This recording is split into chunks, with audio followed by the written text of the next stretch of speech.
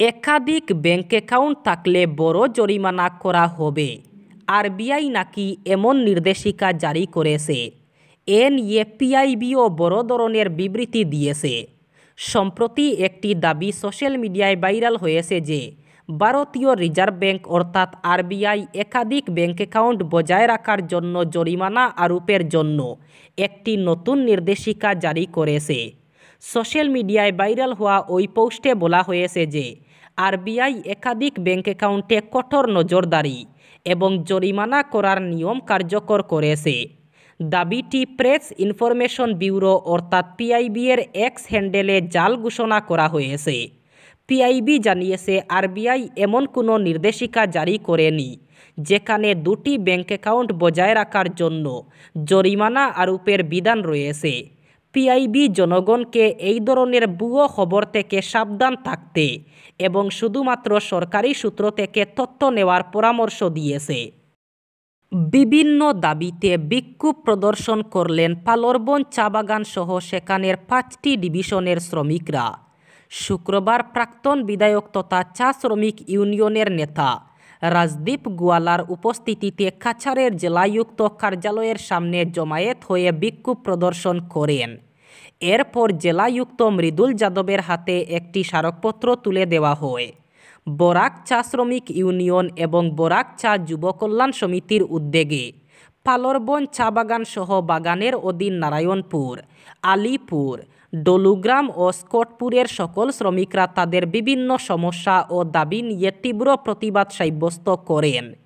বিক্ষোভ চলাকালীন সংবাদ মাধ্যমের সঙ্গে কথা বলতে গিয়ে ইউনিয়নের সভাপতি রাজদীপ গোয়ালা বলেন, বাগান কর্তৃপক্ষ দীর্ঘদিন যাবৎ শ্রমিকদের রেশন ও তলব থেকে বঞ্চিত রেখেছে। পিএফের কোটি কোটি টাকাও শ্রমিকদের দেয়নি বাগান কর্তৃপক্ষ। ফলে শ্রমিকরা তাদের ন্যায্য আদায়ের দাবিতে জেলায়ুক্তের কাছে একটি স্মারকপত্র প্রদান করে বাগান ম্যানেজমেন্ট সহ মালিকের বিরুদ্ধে কড়া ব্যবস্থা গ্রহণের দাবি জানিয়েছেন। সাত সকালে ঘন কুয়াশার জের শ্রীভূমি জেলার বাকরশাল বাবা হোটেলের পাশে দুর্ঘটনার কবলে পড়ে একটি অল্টো গাড়ি। জানা যায় শুক্রবার সাত সকালে আইজল থেকে একটি অল্টো বাহনে 5 জন মিজো লোকজন শিলং যাওয়ার পথে শ্রীভূমি জেলার বাকরশাল বাবামণি হোটেলের পাশে আসার পর ঘন কুয়াশার জেরে বাহনটি নিয়ন্ত্রণ হারিয়ে একটি গাছে ধাক্কা মারে। এতে বাহনে থাকা চালক সহ 4 যাত্রী আহত হন। এর মধ্যে মহিলা এবং একজন পুরুষ ও 2 শিশুও ছিল। স্থানীয়রা সঙ্গে সঙ্গে তাদের উদ্ধার করে অ্যাম্বুলেন্সের মাধ্যমে শ্রীভূমি সিভিল হাসপাতালে নিয়ে গেলে আহতদের অবস্থা গুরুতর থাকায় চিকিৎসকরা শিলচর মেডিকেল কলেজ হাসপাতালে স্থানান্তর করেন। সড়ক দুর্ঘটনায় আহতদের নাম জানা না গেলেও তাদের সবার বাড়ি মিজোরামে বলে জানা গিয়েছে। এই দুর্ঘটনার খবর পেয়ে তাদের পরিবারের লোকজন ইতিমধ্যেই শিলচরের উদ্দেশ্যে রওনা হন। শিলচরেও আনুষ্ঠানিকভাবে প্রজ্ঞান ভারতীর অধীনে বাণীকান্ত কাকতি মেধা ছাত্রছাত্রীর মধ্যে স্কুটি এবং সাইকেল সহ আনন্দরাম বড়ুয়া পুরস্কার প্রদান করা হলো। শুক্রবার শিলচর সরকারি স্কুল মাঠে মন্ত্রী কৌশিক রায় পুরস্কারগুলোর বিতরণের সূচনা করেন। অনুষ্ঠানে বক্তব্যে মন্ত্রী কৌশিক রায় ও বিধায়ক দীপায়ন চক্রবর্তী বলেন, জনগণ ও ছাত্রছাত্রীদের জন্য বিভিন্ন উন্নয়নমূলক প্রকল্প হাতে হিমন্ত সরকার। তারা এই পুরস্কারগুলো বিতরণ করে ছাত্রছাত্রীদের উজ্জ্বল ভবিষ্যৎ কামনা করেন। এদিন উপস্থিত ছিলেন দোলাই বিধায়ক নিহার রঞ্জন দাস, বিধায়ক মিহির কান্তি সোম, জেলায়ুক্ত মৃদুল যাদব, পুলিশ সুপার নুমান মাহাত্ম, জেলা সভাপতি বিমলেন্দু রায় সহ সরকারি আধিকারিকরা। দক্ষিণী অভিনেতা আল্লু অর্জুনকে গ্রেফতার করল পুলিশ। গত 4 ডিসেম্বর হায়দ্রাবাদে পুষ্পা 2 সিনেমার প্রিমিয়ারে পদপিষ্ট হয়ে এক মহিলার মৃত্যু হয়। গুরুতর জখম হন তার সন্তানও। সেই সময় সেখানে উপস্থিত ছিলেন অভিনেতা। এই ঘটনাতেই তাকে গ্রেফতার করা হয়েছে বলে প্রাথমিকভাবে জানা গিয়েছে। সম্প্রতি হায়দ্রাবাদের একটি প্রেক্ষাগৃহে আল্লু অর্জুন অভিনীত সিনেমা পুষ্পা 2 প্রিমিয়ার ছিল। অভিনেতা সেখানে পৌঁছাতেই দর্শক এবং অনুরাগীদের মধ্যে হুড়োহুড়ি শুরু হয়ে যায়। বীরের চাপে ভেঙে পড়ে প্রেক্ষাগৃহের মূল গেট। সেই সময় পদপিষ্ট হয়ে এক মহিলার মৃত্যু হয়। গুরুতর জখম অবস্থায় এখনও চিকিৎসাধীন ওই মহিলার সন্তান। অভিযোগ, অভিনেতার টিম অথবা ওই প্রেক্ষাগৃহ কর্তৃপক্ষের তরফে পুলিশকে পর্যাপ্ত তথ্য দেওয়া হয়নি। ফলে প্রেক্ষাগৃহে ভিড় নিয়ন্ত্রণের জন্য সেখানে পর্যাপ্ত পুলিশ মোতায়েন ছিল না। অসম এবং ত্রিপুরায় অনুপ্রবেশকারীদের ব্যাপারে কঠোর সতর্কতা রয়েছে।